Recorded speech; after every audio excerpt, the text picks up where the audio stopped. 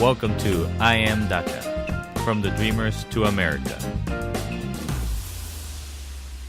Hello and welcome to I Am Daca. My name is Ginger Ayala. I'm a former dreamer, and today I'm meeting with some dreamers from my community. My goal with this podcast is to bring awareness to this issue and remind our neighbors that we're all dreamers, we're all human. Most of us have heard of DACA or the Dream Act. This is a program that was started by President Obama to help children that came to the United States before the age of 15 and have been residing in the country illegally. DACA doesn't make you a resident. It isn't a path to citizenship. There's no way to become a citizen under DACA. You get a social security number, which you can use to work or study, but there's no financial aid for students. Also, the permit needs to be renewed every 2 years, and you have to pay $495 each time. With that being said, I want to introduce you to my neighbors, my friends, and my old classmates, Marco, Fran, and Evelyn. So we are here with Marco today, who has agreed to do this interview with us. Thank you for being here. Thank you for having me. So I want to start by asking you, just to tell me a little bit about yourself. How do you define yourself? I'm just an average person. I recently ended up getting a job as a nursing assistant, and I just go things day by day, and, I enjoy the experience of listening to people and listening to the things that they have to say, specifically the geriatric population. Okay. So if I ask you, who are you? Who is Marco? I would say probably just, your average 25-year-old. I enjoy hanging out with friends. Obviously I'm a dreamer. I'm a very hard worker, and I just enjoy spending time with my family. I'm very much a family man. Good. What brings me to, so who brought you to the U.S.? Originally my dad was the first one to get here, and then after a little while and saving money, and luckily my mother and I getting our visas, we were able to come here to the United States. And then we got here, and we pretty much did it the way everybody else does it, where, you get your visa, you come here, and then you just, sort of overstay your welcome. Okay. So your dad was here first, Mm-hmm. right? And then you came. So how old were you when your dad left your home country? I was about 4 years old. The only thing I ever really remember about him until I finally met him at 7 years old was his voice, because of the phone calls that we used to share every weekend. Okay, so you came here when you were 7 then? Yep. Okay. Did you come straight to Minnesota? We decided to, since we had visas, we decided to take a little time and be tourists for a little bit.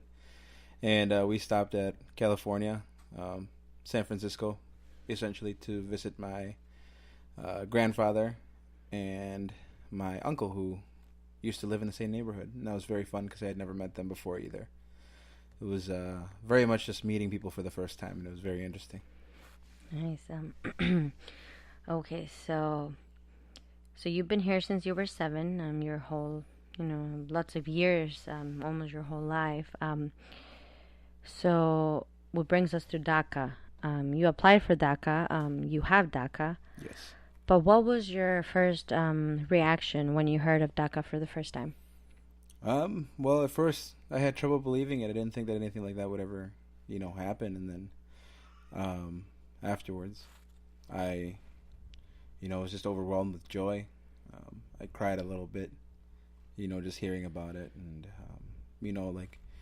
it was just great. It was, my chance to get an opportunity to get ahead on where I wanted to be, instead of just living in the shadows and trying to survive.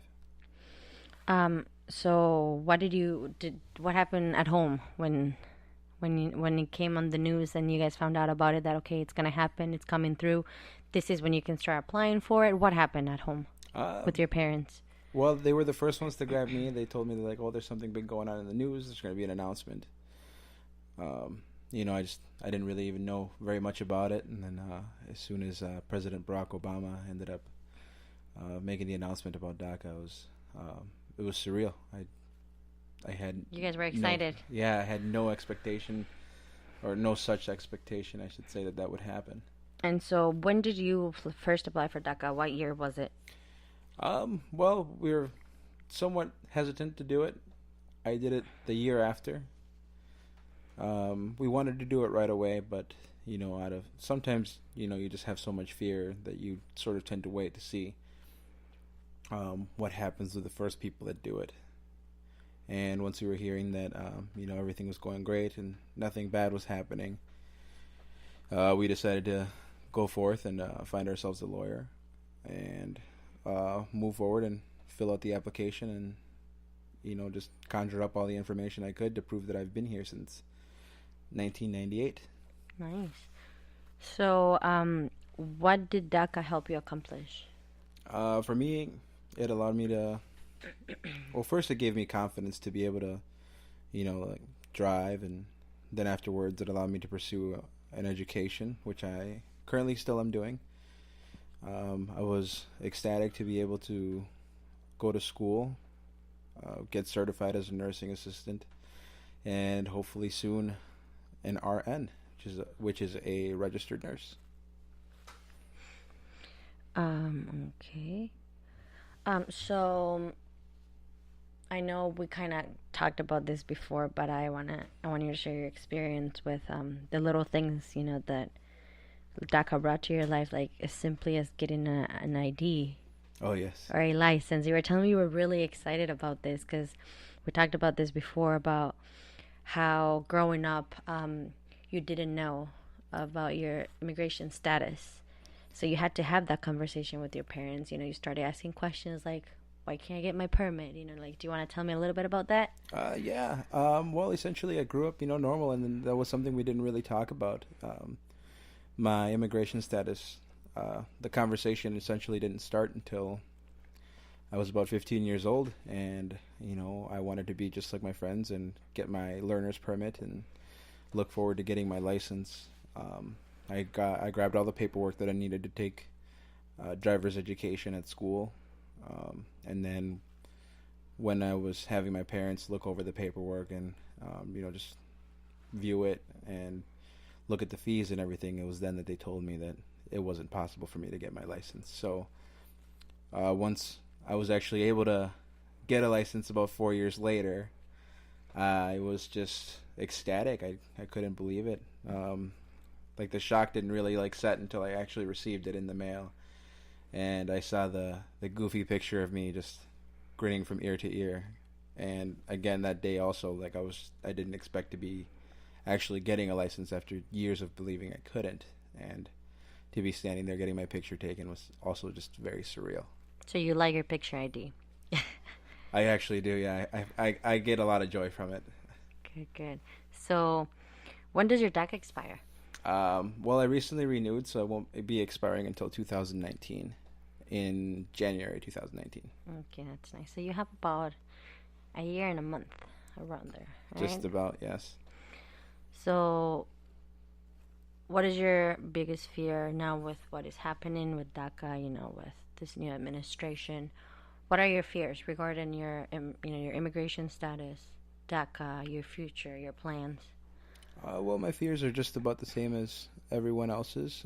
You just kind of fear that you took such a big step to move forward and come out into the light, that eventually, you took all this risk, and now there's a chance that the same things that you provided are going to be used against you. And, I mean, for me, I'm just, one of the things I fear would be going back home, and that's just because I was only in El Salvador, which is where I'm from, for a little over 5 years, and I just don't really remember much.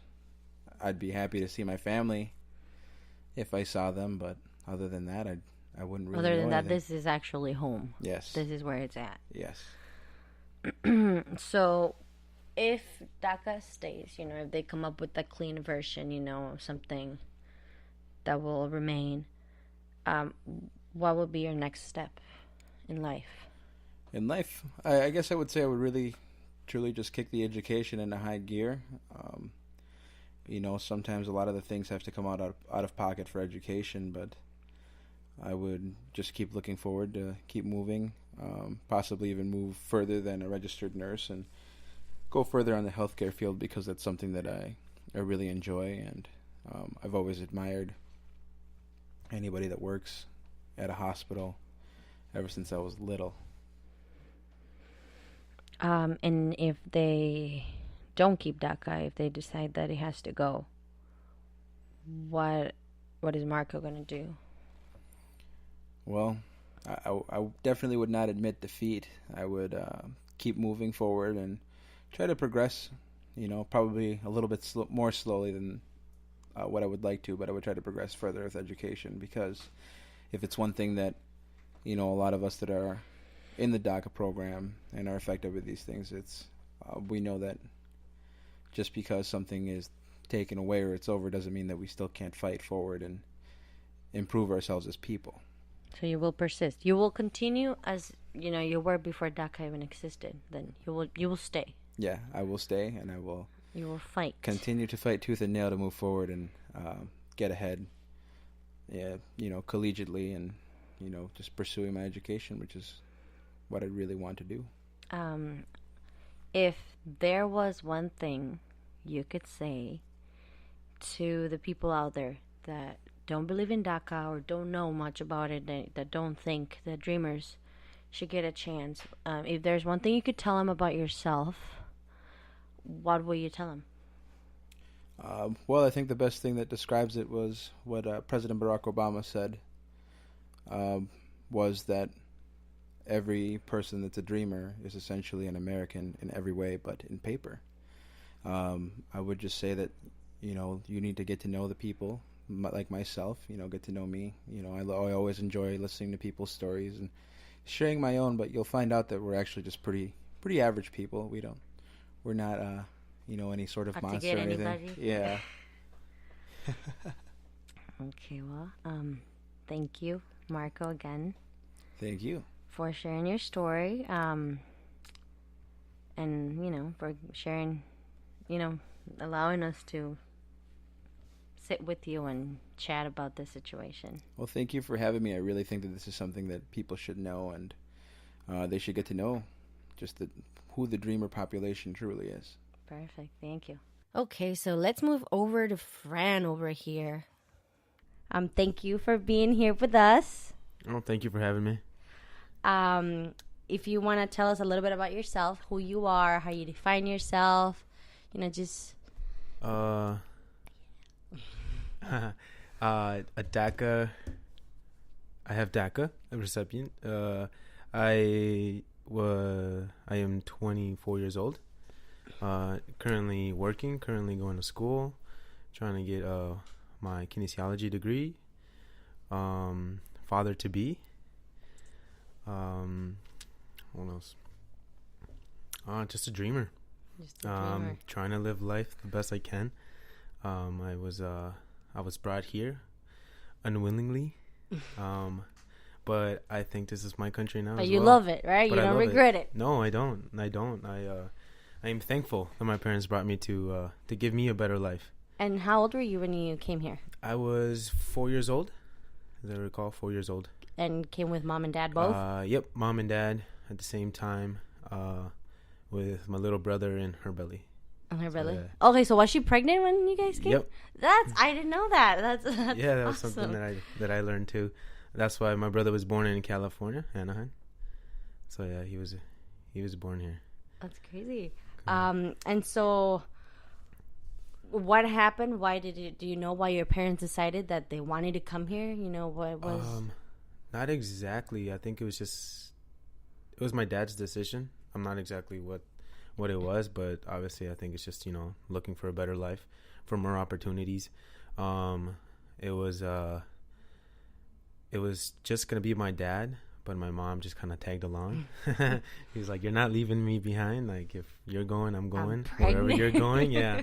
It's like, wherever you're going, I'm going with you. And I think that's cool. I think that's really cool that they were both together. Unfortunately, a lot of families get separated that way. And then it's many, many years before they can see each other, or sometimes never see each other. Yeah, some kids don't even know their parents. And yeah, exactly. Sometimes, unfortunately, deaths even happen. Yeah, I have true. a few friends like that, so I'm very grateful for that. And did you come straight to Minnesota? Oh, no, you say you went to California. No, yep, Yeah. California, Anaheim. From Anaheim, we kind of stayed there for almost a year, moved to Nebraska, Great Island, and then from Great Island, we came here to Minnesota. To the cold. To the cold, yeah. I don't know why we left to the West Coast. So, growing up here in the United States, did you know about your immigration status? Oh, yeah. You know right off the bat. Even being very little, even not, I don't know, just being in, like, first, second grade, like, you still kind of know. Like, you know there's something different.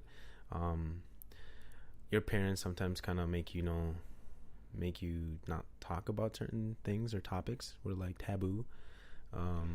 And I think that was one of them for sure. It's like, they wouldn't give you a big explanation, when you're little, but they'd be like, you just can't say, or you can't tell anybody this, or, you're undocumented, or you can't do certain things, or, like, certain paperwork we can't get, or, for the schools or stuff like that. I remember that, like, field trips sometimes. There was a random, like, oh, does your mom have a license, or do you have a certain ID or something like that? We're like, I don't know. Like, let me ask my parents. And my parents would be like, I don't want to go anymore. Yeah, exactly. It'd be like, I just tell them you can, or you really don't want to. You're not interested. And that used to happen. Yeah, a lot. Definitely. Or when they would have those field trips to a different state, and you get on a plane and things like that. Especially like that. You miss a lot of opportunities like that. Yeah. So, did you hesitate to apply for DACA, or did you do it right away? Oh no! I just went straight to it. I jumped into it. I just knew his opportunity was right there, right before me. No questions, no questions asked. Yeah, I mean, you kind of like, you questioned it a little bit, but it's just like, they're telling you it's government issued. It's like, why not? Don't lose that chance. Yeah. I can see why a lot of people might have been scared. They're like, oh, they're gonna have, like, your information, and from there you're gonna have your parents' information, and now they know that where you live, or this and that, and that is very scary. That is something you really should consider, but it's like, who cares at that moment? It's just like, it's a lot of, this is what you've been waiting it's happiness. for. Exactly. It's something you've been waiting for so many years. It's like, now it's there, so take it. And what was your family's reaction? Oh, they're happy. My dad is, my mom was happy as well, but my dad was more happy because he's like, I told you so, I told you, just wait. Like, he avoided, giving me the car without a license, or doing a certain kind of activities, or going out with friends, or things like that. He was like, no, just never giving me permission to do things.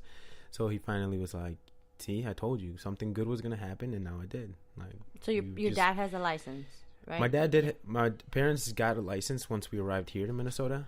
Luckily, it was something about, like, having a child, and he needed transportation to, like, healthcare or stuff like that, hospital. So they gave him one. I'm not sure exactly how it worked, but it was back years ago, and it worked out for them. So that hasn't been an issue for them, fortunately. Great, but that's good. Yeah, that was good. And so now that you have DACA, what have you accomplished with DACA? What it helped you with your life, and what aspects? With many things, just simply being able to drive without the fear of getting pulled over and not having a license. Simply having a government issued ID. I've been able to apply to school. I mean, even before DACA, you could still apply for school, but it's certain schools don't know your situation and don't allow you to apply, or don't accept you. That opened more doors. Like, now you have a social security number, which you can do certain certificates with, or majors, like, with, because you need it for certain things. Exactly. It requires a lot of other things. Just going to school, being able to work, being able to get multiple jobs, better jobs for sure, better pay, better position, and it just opens a lot of opportunities. It goes back to having that opportunity just to do what you want to do, and just get a better life for yourself. And when does your DACA expire? Mine specifically expires October 5th of next year, 2018. So unfortunately, I was not within that group of they gave them 6 months, or that if it expired before March something, that they could reapply. And what are you planning on doing this year? This year, I honestly haven't really thought about it as much. I just want to continue as things are now, just work, save up as much money as I can, continue school. School is kind of, I'm kind of thinking about it now. It's like, what if it goes away? Like, especially money. It's just it's money issues now, because we can't really get like help from the government. What is it? FAFSA. You can't get FAFSA. So everything is coming out of pocket, or you can get loans, but I mean, what do you do after those loans are there? And it's just like, you can't pay them if you're not working. So I'm not 100% sure what I'm gonna do, but I have hope. I have hope that something will happen better for 2018. So if DACA stays, you're gonna keep on studying, working. Oh yeah. Doing your own thing. But if it goes away, what is your plan? Are you gonna keep on doing what you used to do before DACA happened? You have to. You have to go under. You're not leaving. Yeah, you just have to go under the radar. That's what you unfortunately have to do. I mean, you're not going to be under the radar, unfortunately, because they're going to have all your information. They know who you are and all this, but you have to do what you have to do, unfortunately.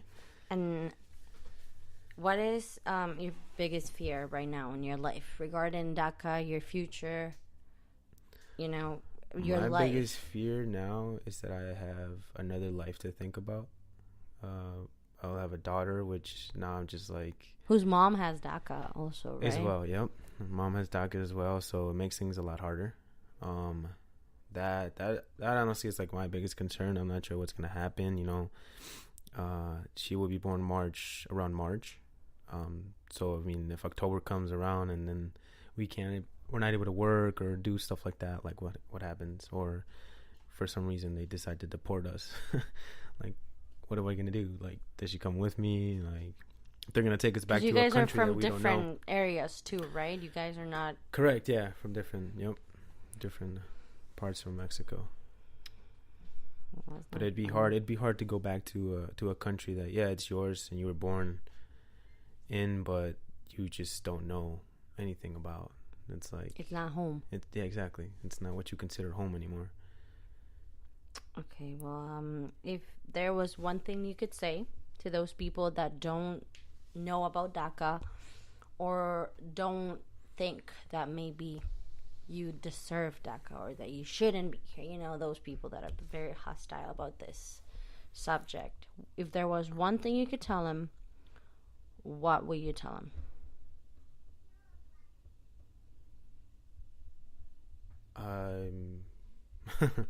I don't know. There's a lot of things in my mind. It's I remember what you said, like just being human. That's a good point. Just like, I'm human, you're human, we're all human. And it's like, you deserve opportunity just like I do. Just because we're from different countries or from different places, maybe a wall does not separate us. It shouldn't separate us. So yeah, be open-minded. Right. Listen, we're human too. Ignorance is not good. We have feelings, we have lives, exactly, dreams. That's why we're called dreamers, right? Exactly. Well, thank you. Dreamers will live. Yes, and our dreams will too.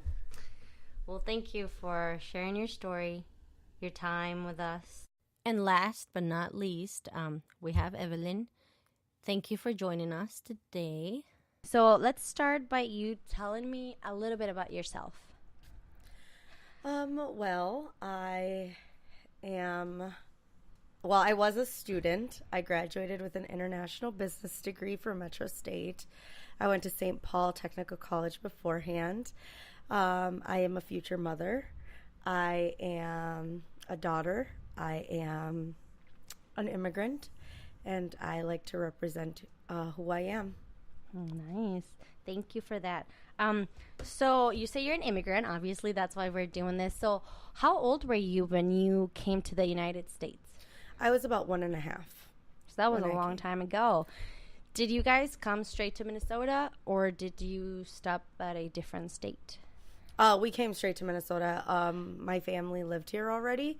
My uncle, a couple of my uncles and aunts lived here already, so my dad had somewhere to be. And actually, my dad was already here, and it was me and my mom who traveled together. Okay, nice. So when you moved here, you say your dad was here. How long before you guys came did your dad come here? I think about 6 months or like a year. So not too long. No. So you came just with your mom, I'm assuming, or Correct. did you come with any other siblings? Or? Nope. It was just me and my mom crossing, and we went through Nogales. I think that's Arizona. Okay, so you crossed. Yes, you we walked. actually crossed. Oh, yes. okay. Interesting. It wasn't as dangerous back then as it is now, I'm assuming. No, the only thing I remember is my mom telling me a story of when I wouldn't shut up, which is completely unlike me. No. And I wouldn't be quiet, and she kept telling me that I needed to shush, and I was like, shush, mommy, shush, mommy. And she was like, yeah, be quiet. But like that's kind of the only memory that she's ever said to me. She's like, you wouldn't shut up even when you were little. And you needed to. Did your dad cross also, and then you guys did it? Yes, Okay. correct. So now that the years that you've been here, did your parents have any more children? Yeah, I have a sister who is now 19 going on 20, and I have a brother who's 15. Yeah, and they're both U.S. citizens. They were both born here, so they're both good. Well, we both know we're here because of Daca, right? So what was your first reaction when you heard about Daca and that it was a possibility for you to get a work permit, and a chance of going to school?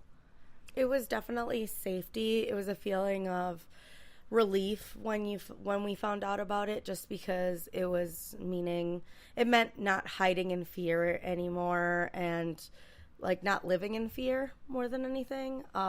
Being able to do normal teenage things and not feel like you were going to get in trouble, just as like driving to work or driving to school and getting pulled over would mean like something horrible for you as like a teenager. It's just driving to school or driving to work, and it like opened up a lot of opportunities for me to be able to like be like, okay, there is hope. I can actually go to college and get a job afterwards now, versus going to college and not knowing what my future meant, even though Daca was never super stable to begin with, and we knew that it could come to an end. It was good to think that something good would come of it. Give you a peace of mind for a little Yes. bit.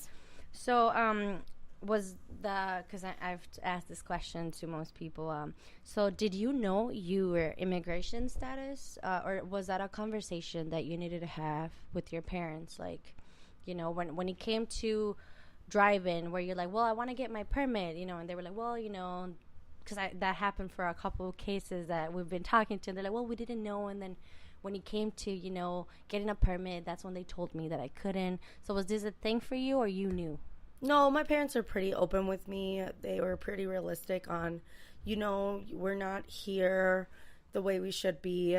We have to follow the rules, follow guidelines. We have to make sure that we don't stir up trouble. You have to make sure you are upstanding and all of these things, all these types of things. And they were always very direct with me, because they wanted me to make sure I stayed out of trouble and make sure that I had endless opportunities. So with Daca, when the government passed Daca, and said, okay, this is going to happen, did you apply right away, or were your parents, more nervous about it? Did they say, no, we need to wait, see what happens, how others do? I mean, what did you do? At first they were reluctant, but they're very big go-getters. So within a week we were at a lawyer's office applying for Daca. And kind of how long did your process take? It actually didn't take that long, I feel like. We did the registration form, applications, and things like that. And then within a month, I got my fingerprints. And then after that month, like another month passed by, and we got our paperwork. Do you remember what year it was that you applied for DACA? Do you have an idea? It was like right away the first year. So it's been so you've had DACA for a couple of years. Yeah, now. we've had. And when does it expire? Your DACA? August 2018. So in not a couple months, but in about a year yeah. or so. So what's your next step? You know, if DACA stays, like what's Evelyn gonna do? Well, I'm studying right now to take the LSAT. My dream was to become a lawyer. That has halted a little bit just because of the situation, the presidency, all of that. It's just been too unstable for me to drop a bunch of money on law school. Take that big step, yeah. Yeah. LSATs are pretty expensive too, and it's just a lot of money to drop to just find out that you're not going to be able to finish your dream. So my biggest thing was I'm just going to study a lot to make sure that I am capable and get a really great score if I can on the LSAT, and then try to go from there. Do you have a plan B in case, you know, you decide that you're not going to go for law school? Let's say, do you have a plan B, or are you just going to stay with the degree that you already have? I would stay with the degree that I already have. I haven't really put a lot of practice into my degree, but there's always endless of opportunities, and I could always go back for like an MBA, things like that, and then get internships through that. And that would be a lot shorter time than going to law school. But I do really want to accomplish my dream. That would be the first. If I somehow fail on that, then I would think about doing something else. So, okay, and if DACA doesn't stay, so if they, you know, they say DACA has to go, what are you going to do? Are you going to stay in the United States, or, you know, what have you thought about that? I would definitely stay in the United States. I've done it before. I can move forward again. It would make life a little bit more difficult. It's, I guess, taking a step back because after finding out you have your degree and you're working in it and you're so educated, and to move back and like have to do something different, and it would be kind of painful in a way, and know that you might not be able to accomplish your dream. But I would put my best foot forward and just kind of try to be optimistic about it and hope that something will come through. Try to be an advocate as much as I can to explain to people that this really is necessary. And I would just kind of wait it out. My sister turns 21 in a couple of years, and hopefully through her we can get something done. That's like the thing that we count on most, really. Other than that, it's like your last hope. Yes, that is pretty much my last hope. And so besides going to school, how has DACA helped you? Like, do you work currently? Yes, I actually do. I work at an elementary school, Spanish immersion, doing the translations and helping families with a lot of various things. And I just kind of work with elementary school children. And it's really great. It's been eye-opening for me, and I really enjoy it. And it's really amazing. And I also work as a server, kind of part-time. It's like you're spending money. Yeah, exactly. It's my fun money. And I don't do that very often. But yeah, so it's kind of a fun thing that I have on the side. So with everything that is going on, you know, in the community, in the country, what is your biggest fear right now?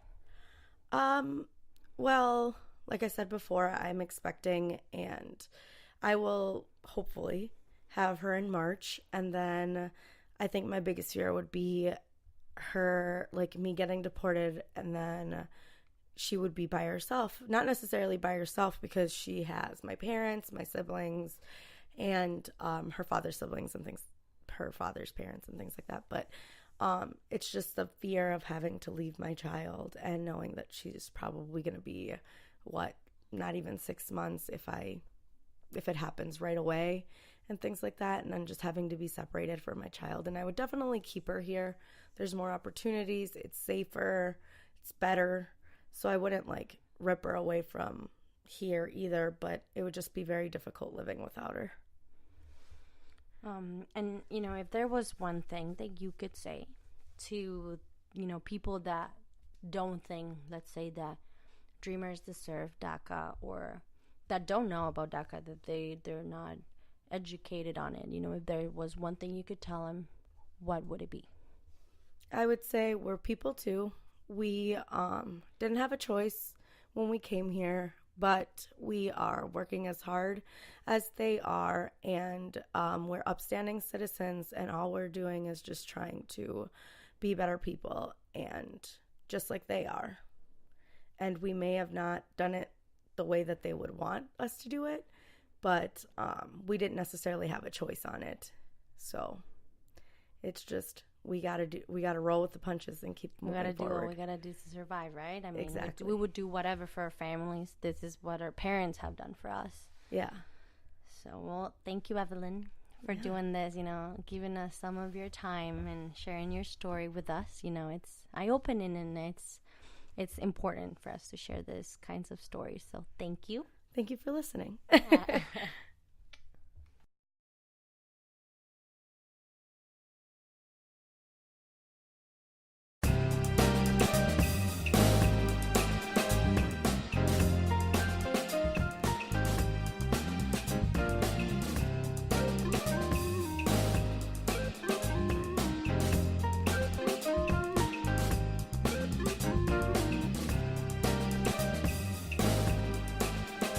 Welcome to I Am Daca, from the Dreamers to America.